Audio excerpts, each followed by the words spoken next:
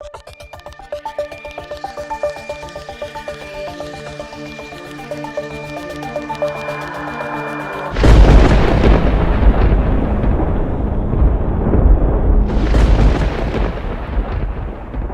vivarium is a miniature enclosed ecosystem kept within someone's home.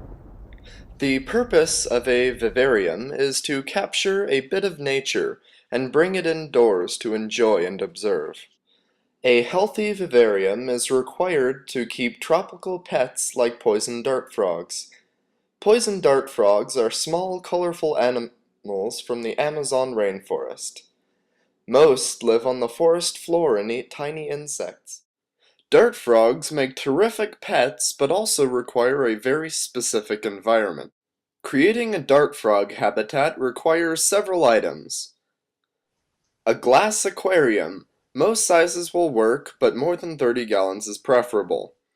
Interesting rocks are important to the tank's background and overall design.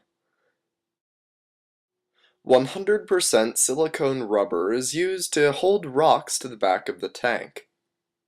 Fluorescent grow lights keep plants alive and illuminate the tank. Pea gravel increases drainage and prevents waterlogging. Sphagnum moss is a great substrate for growing tropical plants.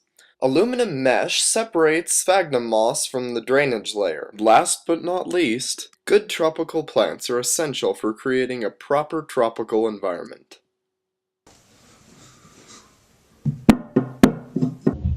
The first step is to find where the vivarium will be built. I chose a medium-height bookshelf because it will put the vivarium right at eye level. This bookshelf will have to be modified because most vivariums can weigh over 100 pounds. This should be strong enough. Next, the aquarium must be placed on top. It must be placed on its side to make the background, so this gets a little tricky. The rocks on the background need to be horizontal in order for them to stay in place.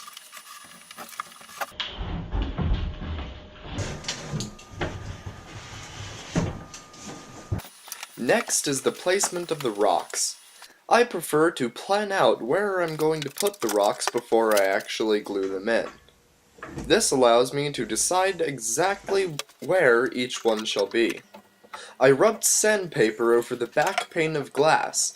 This should create enough scratches for the silicone to strongly hold the rocks in place. The backs of the rocks have been coated with a thin layer of silicone to prevent them from cracking the glass.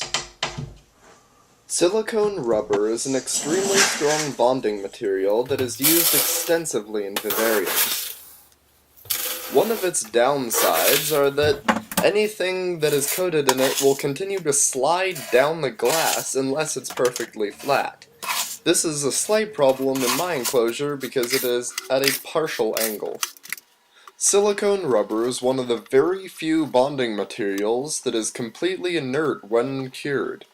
This is very important when dealing with frogs because they can be affected by even the mildest of toxins.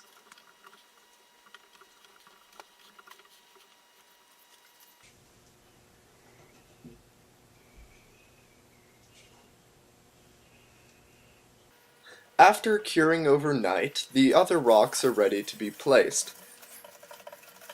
This particular rock will create a small growing space for a vining plant. When putting the rocks in, it is very important to think of where plants and other design elements can be included.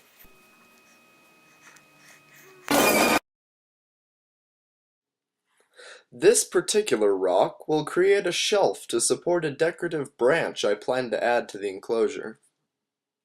Silicone rubber only bonds on contact, so it's very important to apply a liberal amount to the glass.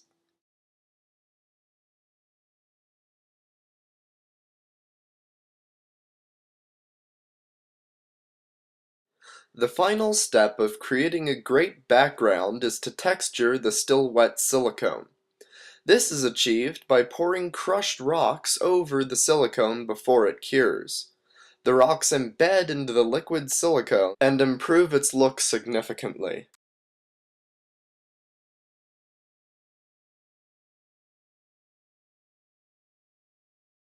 When this process is applied to the back of the tank, it turns out somewhat like this. When all the silicones finally dry, it's time to turn the tank right side up. This is where it will stay for the foreseeable future. A vivarium's background is extremely important to its overall look. It sets the stage for the plants, decorative logs, and frogs that are to live within it. This should do quite nicely.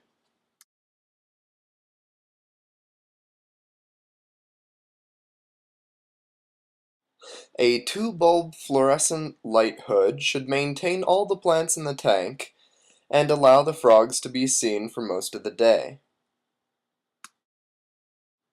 I've cut the stump of this small shrub so that it fits quite well into the tank. This will be held in place by some silicone once it's ready. But before I add anything else, I've decided to put in a plastic filler at the back of the tank. This will allow me to put in a channel of water going from the back to the front. This is sealed with silicone also. Now that all the rocks are in place, it's time to add the gravel. The pea gravel acts as a drainage layer and prevents excess water from soaking into the sphagnum moss and rotting. This drainage layer is required to keep fungus and mold from growing inside the vivarium. They can be very detrimental to frogs and plants.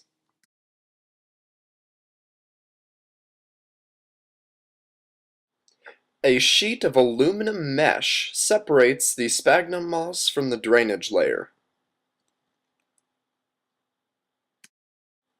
Next, rehydrated sphagnum moss is added to the vivarium. Sphagnum moss is very good for keeping tropical plants. It retains moisture very well and is nutritionally suited to plants that live high up in trees, and, in this case, on rock cliffs.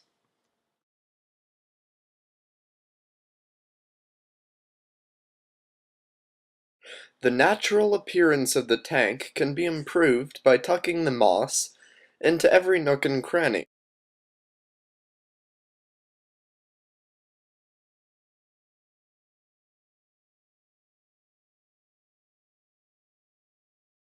The final step of vivarium decoration is planting. Here, I use a Neorgelia bromeliad as a focal point of the tank.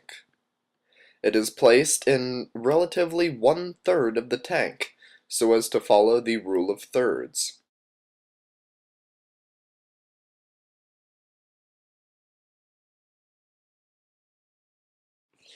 Strands of the vining plant Hoya curtzii are placed in logical positions throughout the tank. These will eventually form a green curtain down the background.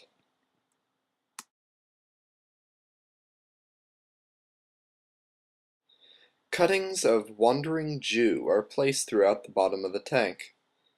They are a creeping vine that will eventually form a mat of colorful foliage across the floor of the tank.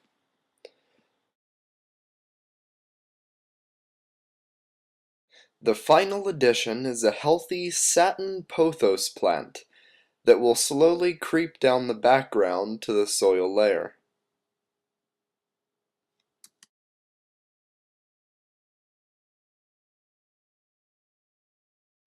The tank is now complete.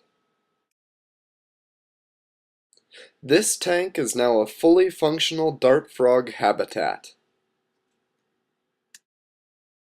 Now all I need are the frogs.